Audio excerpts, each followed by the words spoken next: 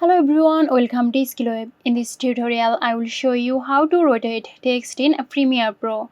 So let's get into the video. At first, select the text you want to rotate.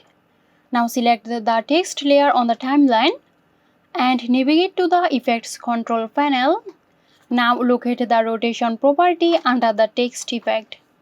Then adjust the value to rotate the text. So that's it.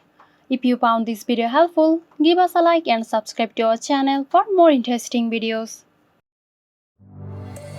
This video is sponsored by Xirosoft. Xirosoft offers graphic design, UI UX design, digital marketing and web development.